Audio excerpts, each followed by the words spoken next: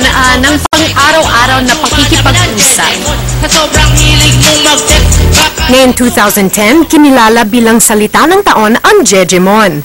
Ang Jejemon ay mga taong gumagamit ng kakaibang estilo ng pagsulat sa text at pati sa mga social networking sites. Naging very popular ito, lalo na sa mga kabataan. Sa katunayan, may mga websites pa kung saan pwede kang mag-translate ng words o sentences sa Jejemon. At mula sa Jejemon, ginoon man ang bagong YouTube sensation na si Bern Joseph Persia o mas kilala as Mudak ang term na Bekimon. Sabi ko, bakit naman kaibigan tayo na grabe makapaggiling ko OA kasi nga nang tawag sa mga bakla Becky. Bakit nalang tawagin Bekimon to? Sa kanyang mahigit 80 uploaded videos sa YouTube, makikita ang iba't ibang eksena ni Mudak gamit ang Bekimon lingo. At talaga namang patok dahil malapit nang umabot sa 1 million ang nakapanood ng kanyang Bekimon videos. Lalong nagulat si Bern nang maging isang UP professor ay humingi ng permiso para gamitin ang kanyang video para sa isang presentation sa Sawikaan 2010. Ang sabi ko nung nag-status talaga ako sa Facebook, nakakatuwa, pinag-uusapan na ng matatalino yung mga Bekimon videos. Kahit na yung mga bakla ay nagkakaroon ng discrimination, talaga namang merong sense of creativity na papabago-bago yung mga salita na dudugsungan kung ano-ano at naging nakakatuwa. Ang Jejemon at Bekimon ay ilan lamang sa mga pagbabago ngayon sa wikang Pilipino. At kahit nga ang mga bata ay natututo na rin kung paano gumamit ng Jejemon sa text messages at pati na rin ng gay lingo. Kung ano kaya ang epekto nito sa ibang mga tao, yung iba medyo katatawanan lang pero maaari kayang meron itong permanenteng epekto sa ating wika. Kaya naman para ipaliwanag sa atin kung ano ang posibleng maging epekto nito sa mga kabataan ngayon, kasama natin si Professor Shedar Hoxon. Siya ang instructor sa wika ng University of the Philippines. Umagang na Professor. Umagang kay ganda Tom and Binibining Donita. Yes, kinalulugod ko ang inyong pagpapasiyahan. Wala naman. Ay, wala. Walang anuman. Sir! Kakaiba ka, Donita. Kakaiba. Eto, talagang ako, medyo hirap na nga sa Tagalog. Meron na ngayon na Jejemon at Bekimon pa. Sir, hindi pa tayo malilito niyan kung marami mga iba't ibang lingwahe ngayon?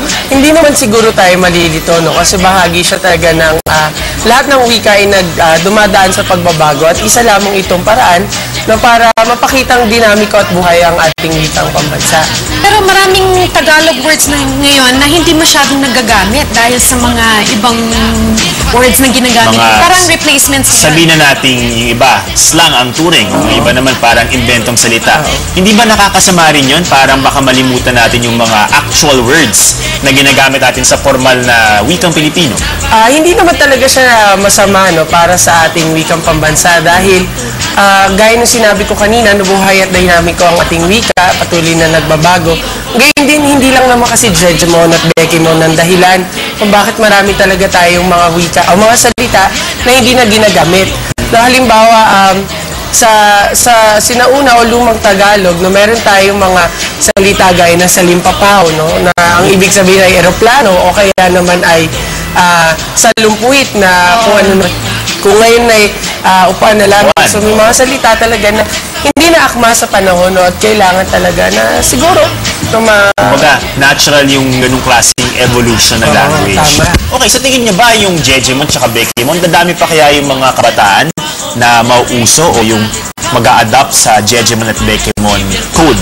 Maaring siguro yung Jejemon, no, uso-uso kasi siya sa kabataan, partikular na, no, dahil bahagi ito ng kanilang pamumuhay, no, at hindi natin maiaalis sa mga kabataan na mag-text bilang popular naman ng bata natin bilang texting capital ng mundo. Gayun din, no, yung Bekimon, siguro maaaring dumami dahil araw-araw nagkakaroon tayo ng mga bagong salita na nabubuo. Okay, sino ba mga dito? Jejemon? Marami dito. Sila yung nagturo sa akin kanina ng iyopo. Nagtuturoan, no? Mga Bekimon, may mga Bekimon ba dyan? Marami Jejemon? sigurong Bekimon. Sila dapat na magpatunay kung magpapatuloy itong ganitong lingwahe. And speaking of which, ano ba po ang mensahe niyo sa mga kabataan yon? Yun, no, so para sa ating mga kabataan, no, lalo sa mga studio audience natin, Hindi lang sapat na gamitin araw-araw yung wika natin. Mahalaga na paunlarin natin siya. Hindi lamang bastang ginagamit o hindi lamang siya sa pang-araw-araw na pamumuhay, kundi pagyamanin natin sa paraan na halimbawa sa nursing, maaari natin magamit yung mga kaalaman at kaalaman natin sa Filipino, gayon din sa wikang Filipino, para mabigyan natin ng wasto at akmang serbisyo yung mga mamamayan natin sa bansa. Galing naman. Maraming salamat, Professor Hoxon. At paalala lang po sa ating mga kapamilya, ang patuloy na pagbabago sa ating mga salita ay indikasyon na buhay ang ating wika. Pero dapat ay pahalagahan din natin ang wastong pagsasalita at paggamit ng wikang Filipino. Tumpak! Tumpak! O wasto ang inyong punto. Professor Deliverus. Alright. Ito samantala, puntahan natin sina Bernadette at Ginger. Thank you! Naku mga kapamilya, patalasa naman tayo ng isip. Kasama namin ngayon si Roberto Rakasa. Miyembro po siya ng Philippine Mental Athlete. Wow! Okay. Si